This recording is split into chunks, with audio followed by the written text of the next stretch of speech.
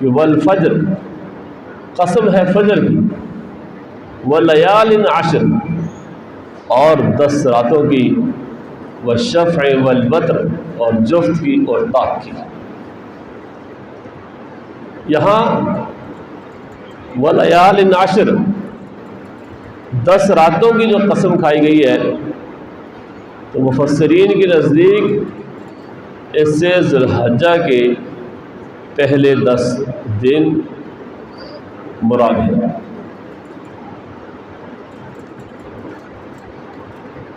تو حضرت عبداللہ بن عباس رضی اللہ تعالیٰ عنہ کا یہ ارشاد گرامی بھی ہے، وَاذْكُرُوا اللَّهَ فِي أَيَّامٍ مَّعْلُومَاتٍ، جو قرآن کریم کی آیت ہے کہ معلوم دنوں میں اللہ کو یاد کرو۔ تو وہ فرماتے ہیں کہ ایام معلومات سے مراد ایام العشر ہے، یعنی ذی الحجہ کے پہلے 10 دن۔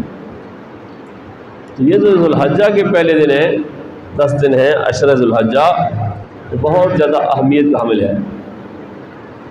اسی طرح حضرت جابر بن عبداللہ رضی اللہ تعالیٰ عنہ کی روایت ہے کہ اللہ کے رسول صلی اللہ علیہ وسلم نے ارشاد فرمایا، افضل ایام الدنیا ایام العشر، دنیا کے افضل ایام دن وہ ذی الحجہ کے پہلے 10 دن ہیں۔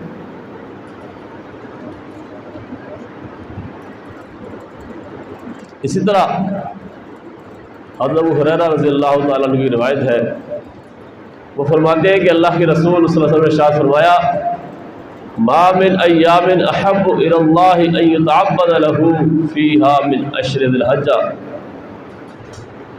اللہ جل شانہ کے نزدیک ذی الحجہ کے 10 دنوں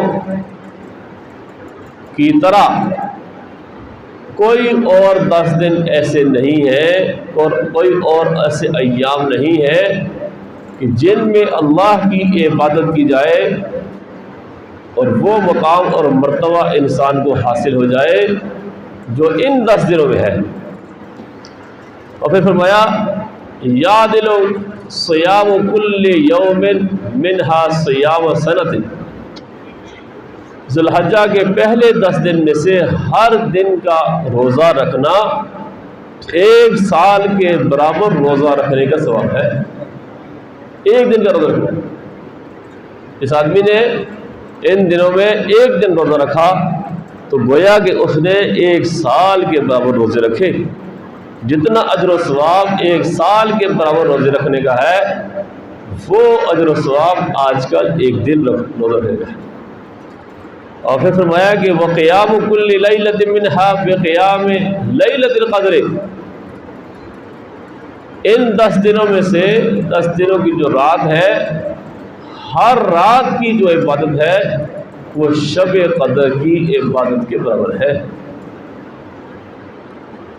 اور شب قدر کے بارے میں اللہ نے فرمایا کہ لیلۃ القدر خیر من 1000 شہر، شب قدر میں عبادت کرنا وہ 1000 مہینے عبادت کرنے سے افضل ہے۔ 1000 مہینے 84 سال 4 ماہ بنتے ہیں۔ تو گویا کہ اگر ایک آدمی شب قدر میں عبادت کر لیتا ہے تو اس کو 1000 مہینے یعنی 84 سال 4 ماہ عبادت کرنے کے برابر ثواب ملتا ہے۔ اور ان آج کل کی جو راتیں ہیں، ان میں سے ہر رات وہ شب قدر کے برابر عبادت کرنے کے ثواب کی حیثیت رکھتی ہے۔ تو یہ جو عشرہ ذی الحجہ ہے، ذی الحجہ کے پہلے دن 10 دن، اس میں 10 دنوں کا دن کی جو اجر و ثواب ہے وہ بھی آپ کے سامنے آیا۔ روزہ رکھیں گے تو ہر دن کا روزہ رکھنا 1 سال کے برابر روزہ رکھنے کا ثواب ہے، اور اگر عبادت کریں گے رات کو تو ہر رات کی عبادت وہ شب قدر کے برابر عبادت کرنے کا ثواب ہے۔ اب آدمی کے ذہن میں ایک سوال ہوتا ہے کہ سب سے افضل مہینہ تو رمضان کا مہینہ ہے، اور اس حدیث پاک میں تو ذی الحجہ کے پہلے 10 دنوں کو بہت زیادہ اہمیت دی گئی ہے۔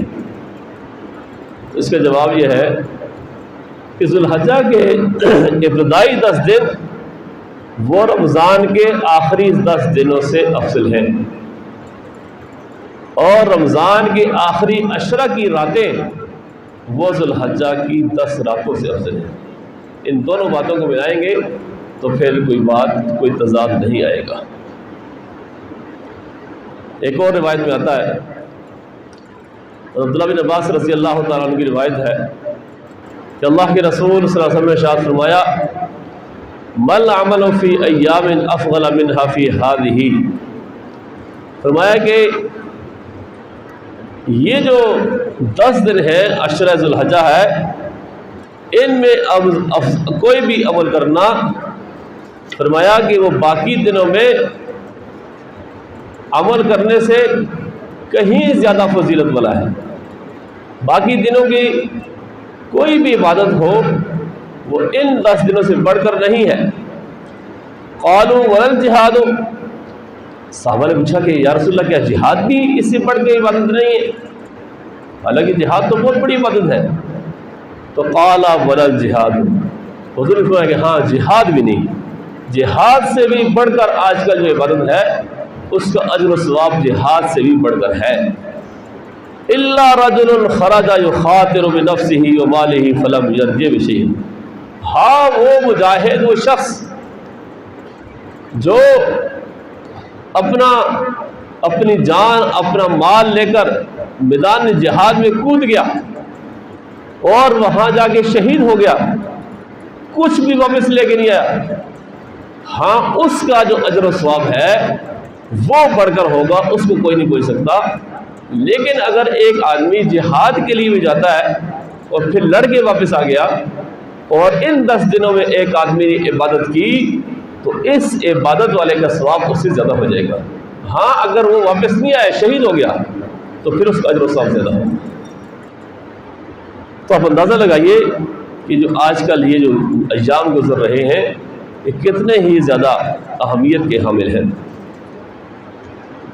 روزے کے حوالے سے ایک بات تو یہ ہے، اور دوسری بات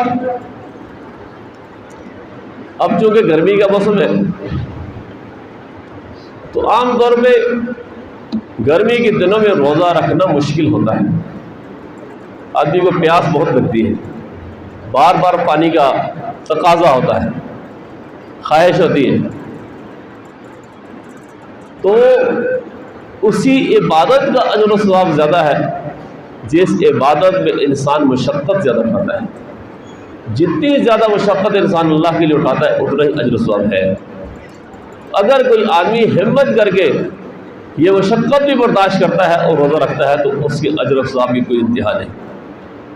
لیکن اگر ایک آدمی نہیں رکھ سکتا، جیسا کہ آج کل اور مرد جو ہے نا وہ عام طور پہ چونکہ محنت مزدوری کرتے ہیں، مشقت کا کام کرتے ہیں، دھوپ میں کام کرتے ہیں، باہر نکلتے ہیں، عورتیں گھروں میں ہوتی ہیں، ان کا کام اتنی مشقت والا نہیں ہوتا، اس لیے اگر آدمی خود نہیں رکھ سکتا تو کم از کم گھر والوں کو جا کے تو بتائے، خواتین کو تو جا کے بتائے، گھروں میں خواتین ہیں ان کو ان فضائل کو جا کے سنائے کہ آج کل اگر ایک روزہ رکھو گی تو ایک روزہ رکھنے کا ثواب تو پورا سال روزہ رکھنے کے برابر ہے، اور اگر رات کو کچھ دیر کسی بھی رات کی عبادت کر لی تو ایک رات کی عبادت کا اجر و ثواب شب قدر کی عبادت کے برابر ہے۔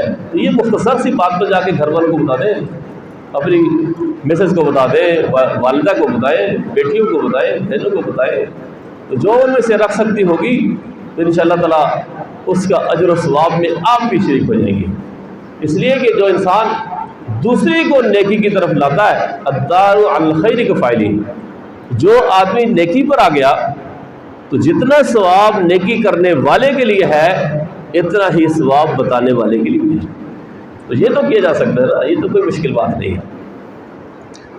اسی طرح اس عشرے میں ایک خاص دن وہ عرفہ کا دن ہے۔ عرفہ 9 ذوالحجہ کو کہتے ہیں۔ اس میں اللہ کے رسول صلی اللہ علیہ وسلم کی ایک حدیث ہے، حضور نے فرمایا ما من یوم اکثر من ان یعتق اللہ عز وجل فیہ عبدا من النار من یوم عرفہ وانہ لیدنو عز وجل ثم یباہی بہم الملائکہ فیقول ما اراد ہؤلاء۔ کہ اللہ عز و جل عرفہ کے دن سے زیادہ کسی اور دن بندوں کو آگ سے آزاد نہیں فرماتا.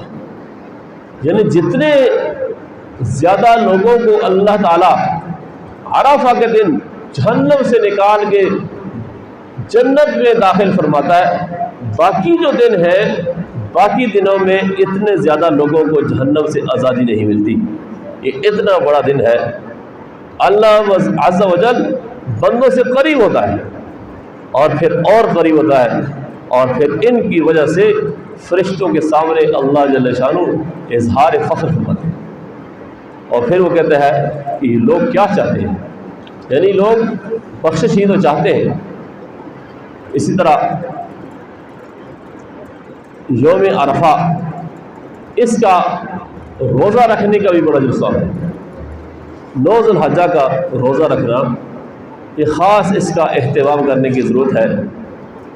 جو آدمی 9 ذی الحجہ کا روزہ رکھتا ہے، اللہ کے رسول صلی اللہ علیہ وسلم نے فرمایا کہ مجھے امید ہے کہ اللہ جل شانہ اس کے 1 سال پچھلے اور 1 سال آئندہ کے گناہوں کو معاف فرما دے گا.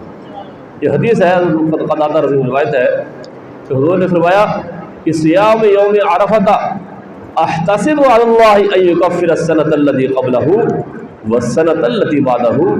کہ عرفہ کے دن روزہ رکھنے کی وجہ سے میں اللہ تعالیٰ سے امید رکھتا ہوں کہ وہ اس سے پچھلے سال کے بھی اور آئندہ 1 سال کے گناہ بھی اللہ معاف فرما دے گا.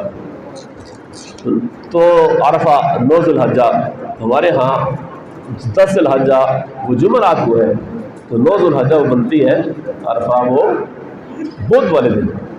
بدھ والے دن جو ہے وہ ہمارے ہاں ہے، اس لیے اس کا بھی خاص اہتمام کرنے کی ضرورت ہے کہ ان دنوں میں روزہ رکھنا ہے. اور پھر 9 ذی الحجہ کے بعد 10 ذی الحجہ، جس کو یوم النحر کہتے ہیں، یہ بہت بڑا دن ہے. حضور نبی کریم صلی اللہ علیہ وسلم روایت ہے، فرمایا کہ اعظم الایام عند اللہ یوم النحر ثم یوم القر. فرمایا کہ اللہ تبارک تعالیٰ کے ہاں سب سے بڑھ کر عظمت والا دن وہ یوم النحر یعنی عید الاضحیٰ کا دن ہے، 10 ذی الحجہ ہے. اور اس کے بعد یوم القر ہے. یوم القر کیا ہے؟ تو یوم القر فرمایا ابوبکر صدیق رضی اللہ عنہ فرمایا کہ یوم القر یعنی یوم الثانی من یوم النحر، یعنی عید کا دوسرا دن. تو سب سے زیادہ فضیلت والا دن فرمایا کہ وہ تو 10 ذی الحجہ ہے، عید الاضحیٰ کا دن ہے. اور اس کے بعد پھر فرمایا کہ ان دنوں میں دوسرے نمبر کی فضیلت والا دن وہ 11 ذی الحجہ ہے، عید کا دوسرا دن ہے. اس لیے قربانی کرنے کے حوالے سے بھی یہ بات یاد رکھیے کہ سب سے زیادہ اجر و ثواب قربانی کرنے کا وہ پہلے دن ہے، پھر اس سے کم اجر و ثواب وہ دوسرے دن ہے، پھر اس سے کم یعنی سب سے کم اجر و ثواب وہ تیسرے دن ہے. تو اس لیے جو لوگ قربانی کر رہے ہیں وہ خاص طور پر اس بات کو اچھی طرح سمجھیے. اس حدیث کی روایت کی روشنی میں بات کر رہا ہوں کہ کوشش کریں کہ قربانی پہلے دن کریں. اجر و ثواب قربانی ہم اس لیے کر رہے ہیں کہ ہم اللہ کا تقرب حاصل کریں، اللہ تعالیٰ کی رحمت کو حاصل کریں، اللہ کی طرف سے جو اجر و ثواب ہمارے رکھا ہے اس کو ہم حاصل کریں. اور وہ سب سے زیادہ اجر و ثواب وہ عید والے دن کا ہے. جو لوگ بھی قربانی کر رہے ہیں وہ کوشش کریں کہ پہلے دن ہی قربانی کریں. اگر کسی وجہ سے رہ گئے پھر دوسرے دن بھی کر سکتے ہیں، لیکن وہ والا اجر و ثواب نہیں ہوگا جو پہلے دن تھا، کم ہو گیا. اگر کسی اور وجہ سے بھی رہ گئے تو پھر تیسرے دن کر لیں، لیکن تیسرے دن کا اجر و ثواب وہ پہلے اور دوسرے دن سے بھی کم ہوگا. ہمارے ہاں اب چونکہ لوگوں نے خود جانور پالنے بھی چھوڑ دیے اور جانور ذبح کرنے بھی چھوڑ دیے، قصاب کا انتظار کر رہے ہوتے ہیں، تو اکثر یہ ہوتا ہے کہ پھر وہ دوسرے دن کا ٹائم لے لیتے ہیں. تو کوشش کریں خود ذبح کریں، جانور خود خریدیں، خود پالیں، اس کی عزت خاطر کریں. اس کے ساتھ انسان کا جو محبت اور انس پیدا ہوتا ہے، جب محبت پیدا ہوگی پھر ذبح کریں گے، تھوڑی تکلیف ہوگی، اس کا اجر و ثواب زیادہ ہوگا. جیسے حضرت ابراہیم علیہ السلام نے اپنے بیٹے کو ذبح کیا، کتنی محبت تھی، بڑھاپے میں مانگا، اولاد نہیں تھی، مانگتے مانگتے جب اللہ نے بیٹا دیا، جب بڑا ہوا فرمایا کہ ذبح کرو، اور اس کو پھر اپنی محبت کو ذبح کیا. تو یہ ہے اصل چیز. تو ہمارے ہاں تو یہ چیز ختم ہو گئی، اور کچھ نہیں، کم از کم جانور تو خود ذبح کریں. اب ہم سہولت پسند مسلمان ہو گئے، پتہ نہیں جانور ذبح کیسے کرتے ہیں. اور قصاب جو لوگ پھر رہے ہوتے ہیں، وہ ان میں سے اکثر لوگوں کو پتہ ہی نہیں ہوتا. وہ کمائی کرنے کی غرض سے بعض ایسے واقعات بھی سامنے آئے کہ کرسچن ٹوکے چھریاں عیسائی اٹھائے ہوئے، اور وہ بھی پھر رہے ہوتے ہیں، دیگر لوگ بھی پھر رہے ہوتے ہیں. کمائی کا دن ہے تو بھائی خود ذبح کریں یا پھر اچھا قصاب تلاش کریں. لیکن ہماری جو کا موضوع یہ نہیں ہے، موضوع یہ ہے کہ سب سے زیادہ اجر و ثواب کس دن ہے؟ پہلے دن ہے، پہلے دن، عید والے دن. تو زد 10 ذی الحجہ کو اجر و ثواب ہے، وہ باقی دنوں میں نہیں ہے، باقی بعد میں کم ہو جائے گا. اسی طرح عشرہ ذی الحجہ میں ہم ویسے بھی نیک اعمال تو کر رہے ہوتے ہیں، لیکن یہ ہے کہ ان میں ہمیں زیادہ اپنے اخلاص کا اور محنت کا اظہار کرنا چاہیے. دوسرے کام یہ ہے کہ ان دنوں میں خاص طور پر انسان کو عبادات کے ساتھ ساتھ، اعمال کے ساتھ ساتھ گناہوں سے بچنے کا بھی اہتمام کرنا چاہیے. یہ حرمت والے مہینے، 4 مہینے وہ حرمت والے مہینے ہیں. قرآن کریم کی سورہ توبہ کی آیت نمبر 36 ہے. اس میں اللہ نے فرمایا کہ ان عدۃ الشہور عند اللہ 12 شہرا فی کتاب اللہ یوم خلق السماوات والارض منها 4 حرم. بلا شبہ اللہ کے نزدیک مہینوں کی تعداد 12 ہے. اللہ کی کتاب لوح محفوظ میں جس دن سے اس نے آسمان و زمین کو بنایا ہے، ان میں 4 مہینے حرمت والے ہیں. ان میں سے ایک مہینہ یہ ذو الحجہ کا مہینہ ہے. تو ان مہینوں میں جو گناہ ہے وہ اس کا پھر گناہ بھی پھر زیادہ ہوگا. حرمت والا مہینہ ہے تو کوشش یہ کریں کہ گناہوں سے ویسے بھی ہر حال میں بچنا چاہیے، لیکن اب تو زیادہ بچنے کی ضرورت ہے. اسی طرح ایک عمل یہ ہے کہ تکبیرات کا اہتمام کرنا چاہیے. حضور نبی کریم صلی اللہ علیہ وسلم نے فرمایا کہ ما من ایام اعظم عند اللہ ولا احب الیہ من العمل فیہن من هذه الایام العشر فاکثروا فیہن من التہلیل والتکبیر والتحمید. اللہ تعالیٰ کے ہاں ان 10 دنوں سے زیادہ عظمت والے دن کوئی نہیں ہے، اور ان 10 دنوں میں کیے جانے والے اعمال میں سے زیادہ کوئی عمل محبوب نہیں. لہذا کثرت سے لا الہ الا اللہ، اللہ اکبر اور الحمدللہ پڑھا کرو، ان کی کثرت کیا کرو. تو یہ جو تکبیرات ہیں عام دنوں میں ان کو پڑھنے کا اہتمام کرنا چاہیے.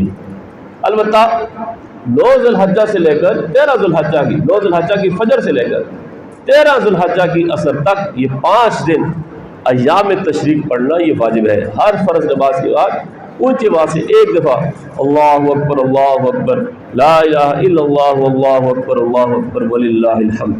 یہ ہر آدمی پر، ہر نمازی پر ان کا پڑھنا واجب ہے، یہ پڑھنا چاہیے، اور اونچی آواز سے ایک دفعہ پڑھنا چاہیے.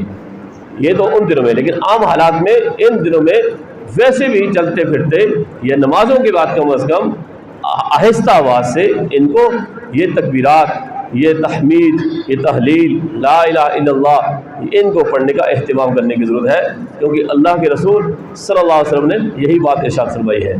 اسی طرح صحیح بخاری کے اندر بھی ایک روایت ہے کہ حضرت ابن عمر رضی اللہ تعالیٰ عنہ اور حضرت ابو ہریرہ رضی اللہ تعالیٰ عنہ فرمایا کہ یخرجان الی السوق فی ایام العشر یکبران ویکبر الناس بتکبیرہما. اور ان دنوں میں بازار کی طرف نکلتے تو دونوں تکبیرات پڑھتے تھے، لوگ بھی دیکھ کے ان کو پڑھتے تھے، اسے کھانے کے لیے، تعلیم کے لیے وہ ایسا کرتے تھے. تو اس لیے ان دنوں میں یہ تکبیرات پڑھنی چاہیے.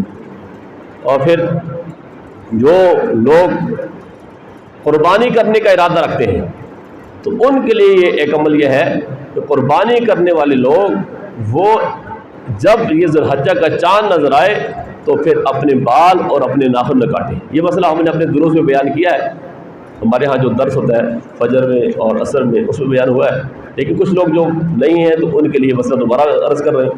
اس میں حضرت ام سلمہ رضی اللہ تعالیٰ عنہ کی حدیث ہے، فرمایا کہ اللہ کے رسول صلی اللہ علیہ وسلم نے ارشاد فرمایا من رآ ہلال ذی الحجۃ واراد ان یضحی فلا یأخذن من شعرہ ولا من اظفارہ۔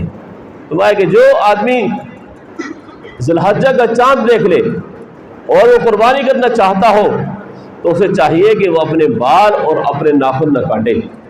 یہ کیوں فرمایا؟ اس لیے فرمایا تاکہ اس قربانی کرنے والے کی مشابہت ہو جائے حاجیوں کے ساتھ۔ جیسے حاجی جب وہ احرام باندھ لیتا ہے تو احرام باندھنے کے بعد پھر وہ اپنے ناخن نہیں کاٹ سکتا، وہ بال نہیں کٹوا سکتا، وہ کچھ بھی نہیں کر سکتا جب تک کہ وہ احرام سے حلال نہ ہو جائے۔ یہ مشابہت ہو جاتی ہے اس کے ساتھ۔ لیکن یہ بات یاد رکھیے کہ یہ صرف اور صرف مستحب ہے، یہ لازم نہیں ہے۔ اگر کوئی آدمی اپنے بال کٹوا لیتا ہے یا ناخن کاٹتا ہے تو گناہ بھی نہیں ہوگا، نہیں کٹوائے گا حدیث پر عمل ہوگا، ثواب مل جائے گا۔ لیکن اگر کٹوا لیتا ہے تو کوئی گناہ کی بات بھی نہیں ہے، لازم نہیں ہے، واجب نہیں ہے، مستحب ہے۔ اور اگر کوئی ایسا آدمی ہے کہ جس کے بال اور ناخن بہت بڑھ گئے، اس نے پہلے سے نہیں کٹوائے ہوتے، اور خاص کر بالوں کے بارے میں اگر 40 دن گزر گئے پھر تو گنہگار ہوتا ہے، تو پھر اسے کٹوانے چاہیے، پھر اسے، کیونکہ اب اس کے گر کٹوانا لازم ہوگا، یہ تو مستحب عمل ہے اور واجب کا درجہ مستحب سے زیادہ ہے۔ تو اس لیے کوشش تو یہ کرنی چاہیے کہ جو لوگ قربانی کر رہے ہیں تو اس کا حل یہ ہے کہ وہ ذی الحجہ کا چاند دیکھنے سے پہلے وہ اپنے بال اور ناخن کٹوا لیں، پھر جب قربانی کر لیں گے، قربانی سے فارغ ہو جائے تو پھر اس دن یا اگلے دن سے وہ اپنے بال اور ناخن کٹوا لیں۔ اسی طرح جو لوگ خوش نصیب ان دنوں میں حج اور عمرہ کرتے ہیں ان کے لیے بڑی فضیلت کی بات ہے۔ اللہ کے رسول صلی اللہ علیہ وسلم نے ارشاد فرمایا کہ تابعوا بین الحج والعمرہ، فرمایا کہ حج اور عمرہ پے در پے کیا کرو، یہ کرتے رہا کرو۔ آج کل قربانی اور حج اور عمرے کے خلاف بھی بہت ساری باتیں لوگ کر رہے ہوتے ہیں، جی غریبوں کو پیسے دے دیں، کسی بچی کی جہیز میں پیسے دے دیں، تو یاد رکھیں وہ بھی اس کا اجر و ثواب ہے، وہ کرنا چاہیے، لیکن ان چیزوں کا اجر و ثواب یہ ایک الگ مقام اور حیثیت رکھتا ہے۔ قربانی کرنا، حج عمرہ کرنا، اس کا الگ مقام ہے، اس کی الگ برکات ہے۔ تو حضور نے فرمایا کہ پے در پے لگاتار حج عمرے کیا کرو، فإنهما ينفيان الفقر والذنوب كما ينفي الكير خبث الحديد والذهب والفضة۔ فرمایا کہ یہ حج اور عمرہ کرنا، پے در پے کرنا، یہ دونوں انسان سے غربت کو، فقر کو، گناہوں کو اس طرح مٹاتے ہیں جیسے بھٹی لوہے، سونے اور چاندی کے میل کو مٹا دیتی ہے۔ جب سونے کو، چاندی کو، لوہے کو بھٹی میں ڈالا جاتا ہے، گرم کیا جاتا ہے تو وہ سونا کیسے چمک کے نکلتا ہے، بالکل پاک اور صاف ہوتا ہے۔ تو حضور فرما رہے ہیں کہ حج اور عمرہ اس طرح جب کرتے ہو تو اس کی وجہ سے تمہارے اوپر سے وہ گناہوں کی وہ میل اتر جاتی ہے، وہ فقر و فاقہ وہ انسان کے اوپر جو آیا ہوتا ہے وہ ختم ہو جاتا ہے، اس کی وجہ سے خوشحالی آتی ہے، انسان مالدار ہوتا ہے یہ حج اور عمرہ کرنے سے۔ اور پھر فرمایا کہ وَلَيْسَ لِلْحَجَّةِ الْمَبْرُورَةِ ثَوَابٌ إِلَّا الْجَنَّةِ، فرمایا کہ حج مبرور کا ثواب اور بدلہ وہ تو صرف اور صرف جنت ہی ہے۔ اس لیے اس حج اور عمرہ کرنے والے جو لوگ گئے ہوئے وہ بھی بڑے فضیلت والی بات ہے اور بڑی ہی خوشی کی بات ہے ان کے لیے۔ اور پھر خاص کر قربانی کرنے کے حوالے سے بات یاد رکھیے کہ آج کل قربانی کے حوالے سے بہت ساری باتیں سوشل میڈیا پہ چل رہی ہوتی ہیں۔ کچھ لبرل قسم کے لوگ، اس طرح کے لوگ وہ نیک اعمال کے بارے میں خاص قسم کی کمپین چلا رہے ہوتے ہیں، تو قربانی کرنے کے حوالے سے، اور وہ کہتے ہیں کہ فقیروں کے ساتھ، غریبوں کے ساتھ تعاون کر لیجئے۔ تو یاد رکھیے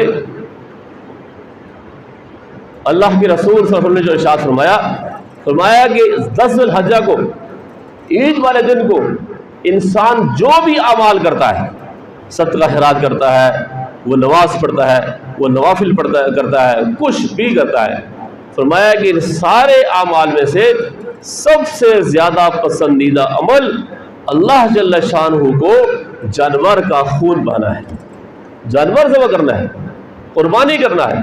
فرمایا کہ یہ اتنا بڑا عمل ہے کہ اس سے زیادہ محبوب عمل اللہ جل شانہ کو کوئی بھی نہیں۔ پھر جن لوگوں نے یہ اعتراض کیا ہوا ہے کہ غریبوں کے ساتھ تعاون کیجیے، فقیروں کے ساتھ، تو قربانی کر کے انسان جس طرح غربا فقراء کے ساتھ تعاون کر سکتا ہے، اس کے بدلے میں کوئی اور طریقہ نہیں ہے، کوئی طریقہ نہیں۔ سب سے زیادہ انسان تعاون وہ اس کے ساتھ کر سکتا ہے، اس لیے کہ قربانی کے جانور پالنے والے وہ اکثر لوگ وہ دیہاتوں میں بسنے والے غریب اور مساکین قسم کے لوگ ہوتے ہیں، سب وہ پورا سال اس انتظار میں ہوتے ہیں، عید آئے گی جانور بیچیں گے، اپنی بیٹی کی شادی کریں گے، کوئی ایک کمرہ بنا دیں گے، کوئی اور مشکل آئی ہے اس کے لیے وہ انتظار کر رہے ہوتے ہیں۔ تو جب ہم جانور خریدتے ہیں تو ہم ان کے ساتھ براہ راست تعاون کر رہے ہوتے ہیں۔ پھر یہ قربانی کا فلسفہ اتنا عجیب ہے کہ یہ اللہ نے ایسا کا نظام بنایا ہے کہ کروڑوں نہیں اربوں انسانوں کی روزی اس کے ساتھ وابستہ کر دی ہے۔ جانور دیہاتوں میں پلتا ہے، وہاں سے پھر مقامی منڈیوں میں جاتا ہے، کچھ نہ کچھ 1000 2 4 ہزار ان کو مل جاتا ہے، پھر وہاں سے آگے پھر منڈیوں میں جاتا ہے، ٹرانسپورٹ والے کما رہے ہیں، گاڑیوں والے، ٹرکوں والے، سزوکیوں والے، شازوروں والے کما رہے ہوتے ہیں، کوئی رسی بیچ رہا ہے، کوئی پانی بیچ رہا ہے، کوئی وہ ہار بیچ رہا ہے، کوئی کیا بیچ رہا ہے، کوئی چارہ بیچ رہا ہے۔ اس کے بعد پھر آگے جاتا ہے، پھر آگے جاتا ہے، ایک ایک جانور 10 دفعہ 5 دفعہ وہ بکتا ہے، چلتا ہے، تو ہر انسان کچھ نہ کچھ کماتا ہے۔ پھر وہ جانور جب ذبح ہوتا ہے، آپ دیکھیں کتنے سارے لوگ ہماری اس ملک میں یا دیگر ممالک میں ہوتے ہیں جو پورا سال بہت کم مواقع میں ان کو کھانے کو گوشت ملتا ہے، وہ انتظار کر رہے ہوتے ہیں، نہیں ملتا ان کو۔ ان دنوں میں اللہ جل شانہ نے ایسا نظام بنایا کہ قربانیاں زیادہ ہونے کی وجہ سے ہر انسان کے پاس گوشت وافر ہوتا ہے، اور پھر ہمیں تعلیم دی گئی ہے کہ قربانی کا جو گوشت ہے اس کے 3 حصے کرو، ایک حصہ اپنے لیے رکھو، ایک حصہ اپنے رشتہ داروں کے لیے رکھو، اور ایک حصہ فقراء کے لیے۔ ہر انسان ایک خاص مقدار وہ صدقہ کر رہا ہوتا ہے، دے رہا ہوتا ہے۔ تو اس طرح بہت سارے فقراء اور مساکین کے ساتھ ہم یہ تعاون کر رہے ہوتے ہیں۔ اور پھر یہ جو کھالیں ہوتی ہیں قربانی کی کھالیں فقراء مساکین کے ساتھ، مدارس کے ساتھ، یہ بھی ایک تعاون کی کتنی بڑی صورت ہے۔ پھر یہ کھالیں بکتی ہے، یہ کھالیں آگے جاتی ہیں، وہ لوڈ ہو کے ٹرانسپورٹ والے پھر پیسے کماتے ہیں، پھر یہ فیکٹریوں میں جاتی ہیں، وہاں مزدور کام کر رہے ہیں، کتنے سارے مزدور وہاں کام کر رہے ہوتے ہیں، ان کی صفائی ہوتی ہے، پھر سے لیدر کی جیکٹیں بنتی ہیں، جوتے بنتے ہیں، بے شمار قسم کی چیزیں بنتی ہیں، باہر کے ملکوں میں جاتی ہیں۔ تو مسلمان کیا غیر مسلم بھی بہت سارے اللہ نے ان کا رزق اس قربانی کے ساتھ وابستہ کیا ہوا ہے۔ پھر مارکیٹوں میں یہ چیز آتی ہے، بڑے بڑے شاپنگ مالوں میں لیدر کی چیزیں انسان خریدتا ہے، لوگ جاتے ہیں، تو انگریز بھی، مسلمان بھی، غیر مسلم بھی، سب کے سب خرید رہے ہیں، بیچ رہے ہیں، کما رہے ہیں، کھا رہے ہیں۔ تو یہ قربانی کا جو فلسفہ ہے اس پہ انسان اگر غور و فکر کرے تو یہ بہت ہی ایک عجیب اللہ جل شانہ نے ایک سنت جاری کی، ایک نظام بنایا ہے اور روزی کا بندوبست کیا ہے۔ تو اگر آپ اس کو ختم کر دیں گے تو کتنے سارے کروڑوں قسم کے لوگ وہ بے روزگار ہو جائیں گے۔ اس لیے جن لوگوں نے یہ بات کی ہے اپنی عقل کو استعمال کرتے ہوئے کہ جی قربانی کرنے کی بجائے اگر آپ کسی کو پیسے دے دیں تو وہ یاد رکھیں وہ ایک آدھ آدمی کے ساتھ آپ تعاون کریں گے، قربانی کر کے آپ کتنے سارے لوگوں کے ساتھ تعاون کر رہے ہوتے ہیں، ان کی روزی کا آپ ذریعہ بن رہے ہیں۔ اس لیے جو پروپیگنڈے اس طرح کے دینی شعائر کے خلاف، دینی احکامات کے خلاف چل رہے ہوتے ہیں تو ان کو اچھی طرح سمجھنا چاہیے اور گہرائی کے ساتھ ان کا جائزہ لینا چاہیے۔ اگر کوئی بات سمجھ نہ آتی ہو تو پھر علماء کرام سے پوچھنا چاہیے۔ تو یہ عشرہ ذو الحجہ جو 10 ذو الحجہ کے پہلے 10 دن ہیں، ان کے حوالے سے جو موٹی موٹی باتیں وہ آپ حضرات کے سامنے رکھ دی ہیں۔ ایک بات دوبارہ عرض کرتا ہوں جو پہلے کی ہے، جو لوگ بعد میں کے لیے، کہ ان دنوں میں اللہ جل شانہ کو یہ ایام بہت پسند ہے اور ان کی عبادت کا بہت اجر و ثواب ہے، اور فرمایا کہ اگر کوئی آدمی ان 10 دنوں میں ایک دن کا روزہ رکھتا ہے تو اس کو ایک دن کا روزہ رکھنے کا جو اجر و ثواب ہے وہ 1 سال کے برابر روزے رکھنے کی طرح ملتا ہے۔ اور اگر ان راتوں میں سے کوئی آدمی کسی رات عبادت کرتا ہے تو ہر رات یا ایک رات کے جو اجر و ثواب ہے وہ شب قدر کے برابر ہے۔ اللہ جل شانہ ہمیں سمجھ کر عمل کرنے کی توفیق نصیب فرمائے۔ وآخر دعوانا الحمدللہ رب العالمین۔